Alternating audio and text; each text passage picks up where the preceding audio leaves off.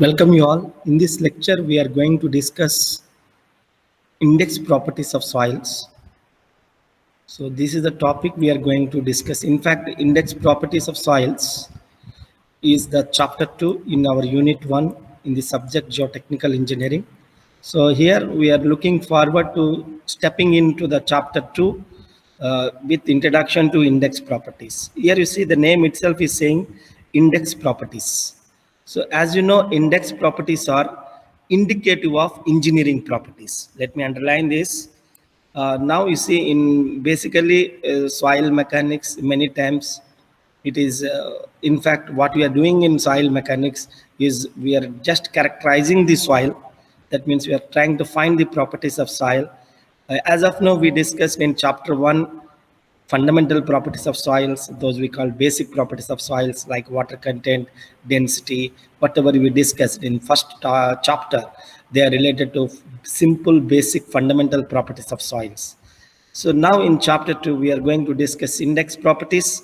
Right from chapter 3 we are going to discuss engineering properties of soils, right from permeability, compressibility, which I can call consolidation, and shear strength of soil. These are the topics we are having in the next sessions. So now in this class, we are going to have a discussion on index properties. The name itself is saying index properties are indicative of engineering properties of soils. So we will realize gradually why they are indicative of engineering properties. I will try to explain in future classes also. Here you see there are two kinds of index properties are there in our syllabus. One is grain size analysis, and the second one is consistency limits. Here you see what we are going to discuss in index properties. It is clear here. The main index properties of coarse grain soils, as we discussed, coarse grain soils means gravel and sand, are particle size and relative density. These are the main index properties for coarse grain soil. When it comes to fine grain soils like silt and clay, for fine grain soils, Atterberg's consistency limits, Atterberg's limits are the comes under category of index properties. Now, someone is very much enthusiastic to know what are the uses of index properties. So, index properties are the basic main purpose of index properties to classify the soil and to identify the soil. So if someone wants to identify a soil, for example, I want to identify a particular soil, whether it is gravel or sand or silt or clay. So it is possible if you conduct index properties. That means if you have a good knowledge on index properties, which enable you to identify a soil, and also it gives an ease of doing what I say classifying soil.